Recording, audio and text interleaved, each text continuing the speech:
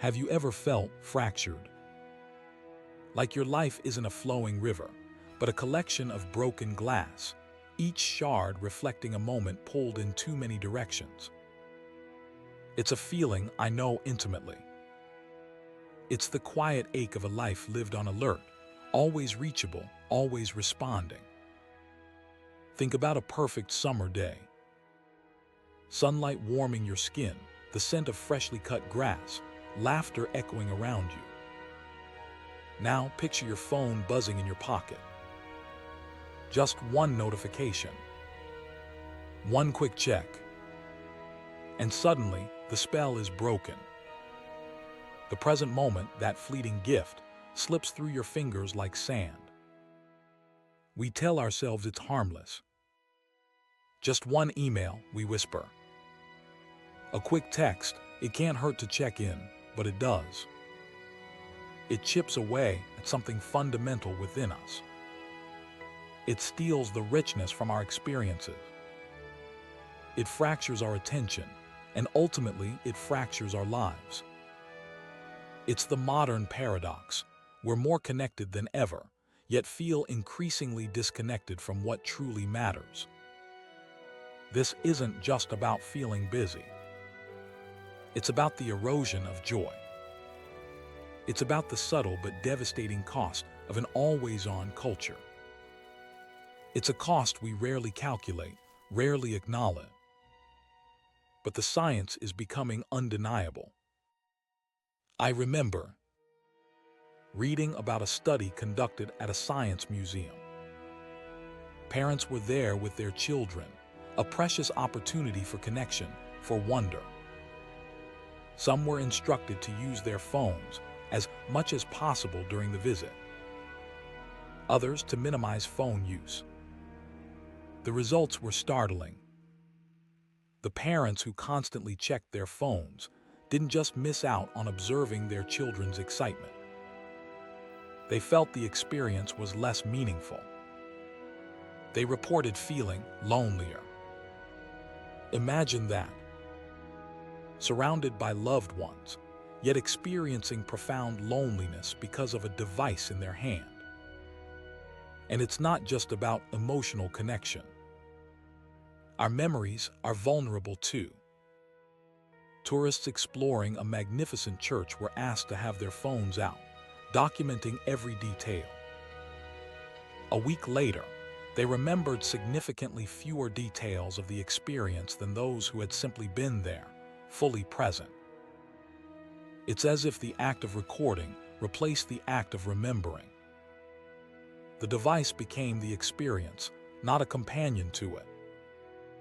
My own research has revealed an even more troubling pattern.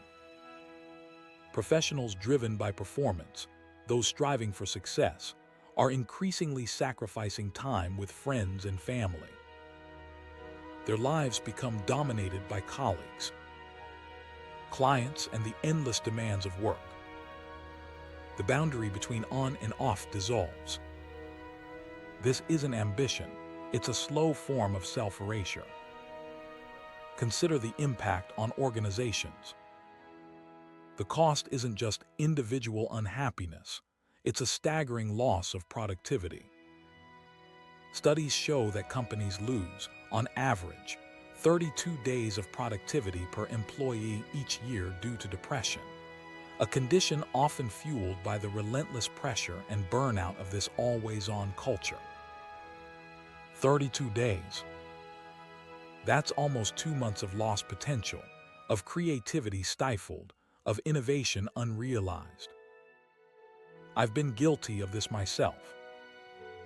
I've prioritized urgent work distractions over the quiet, sacred moments of life. There's one instance that still stings with regret. It was during my first child's first ultrasound. A moment I should have been fully immersed in, a moment meant to be etched forever in my memory. Instead, I found myself texting a client. A happy client, yes, but a guilty mother-to-be. A small act, seemingly insignificant. But it was a symbol of a larger problem, a misplaced priority. These moments, multiplied across days, weeks, years, they add up. They accumulate into a life that feels diminished, shortchanged on meaning, on joy, on genuine connection, on the very memories that define who we are.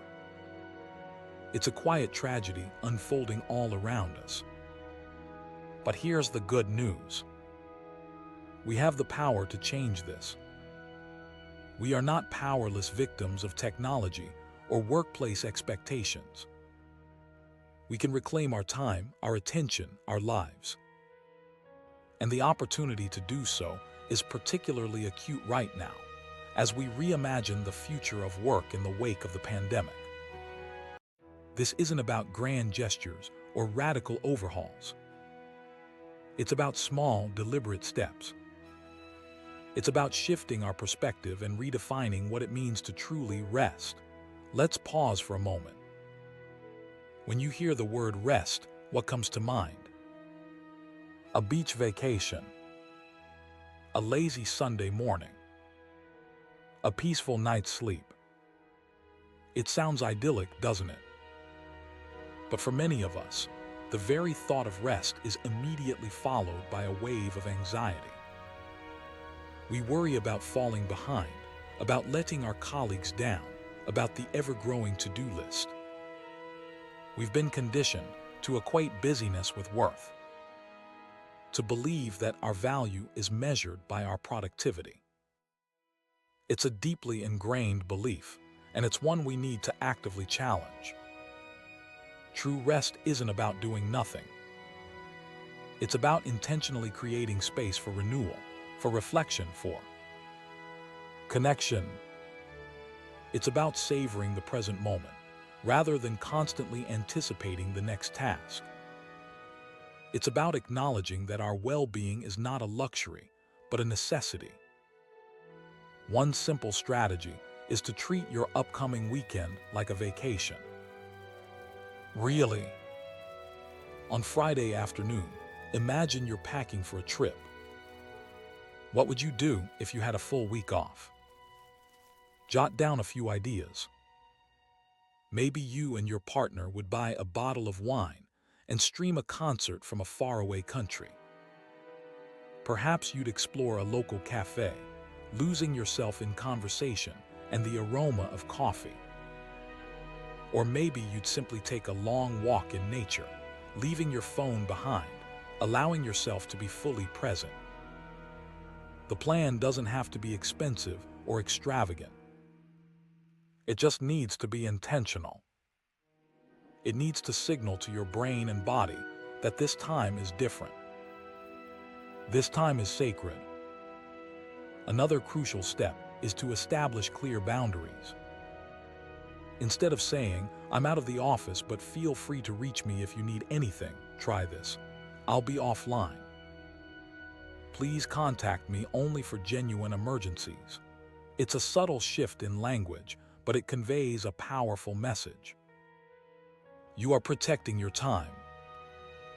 You are prioritizing your well-being.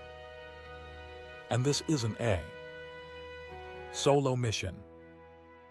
It requires a collective effort. Work with your team to establish shared goals for personal time. Make it public. Track your progress. Hold each other accountable. These goals could be as simple as "I will not check email after 6 p.m., or "I will have dinner with my family 4 nights a week," or "I will take a midday walk phone-free." Check in with each other regularly. How is everyone doing? Are they succeeding in upholding their boundaries? If not, work together to find solutions. Remember, this isn't about judging or shaming. It's about supporting each other in creating a healthier, more sustainable way of working and living. Finally, don't be afraid to negotiate for more time. In business school, we spend countless hours teaching students how to negotiate for salary, for promotions, for resources. But we rarely talk about negotiating for the most valuable resource of all: time. What does this look like in practice? If a client asks for a deliverable on Monday morning, politely request an extension until Tuesday afternoon. Explain that you need time to recharge and produce your best work. You might be surprised by how understanding people are. And don't worry about damaging your reputation. Quality is the metric. That truly matters. In fact, my research shows that employees who proactively ask for more time are often seen as more committed and professional. They're demonstrating self-awareness, respect for their own well-being, and a commitment to delivering exceptional results. These are small but incredibly powerful changes. They're not about rejecting work or shirking responsibility. They're about reframing rest, reclaiming your time, and rediscovering the joy that gets lost in the constant hustle. Once you experience the profound impact of these changes, you'll feel empowered to advocate for your needs. You'll feel confident in demanding that others respect your boundaries. And perhaps, just perhaps, you'll inspire those around you to piece together the fractured moments of their own lives. Imagine a world where we prioritize presence over performance, where we value well-being over busyness, where we celebrate the moments that truly matter. It's not a utopian fantasy. It's a possibility within our reach. But it requires us to be intentional, to be courageous, and to remember that our lives are not defined by what we do, but by how we live them. Don't let another moment slip away. Don't let another memory fade into the background. Noise of a distracted life. Choose presence. Choose connection. Choose rest. Choose to reclaim your time, and in doing so, reclaim your life. Because in the end, that's all we really have. A collection of moments. Make them count. Truly count.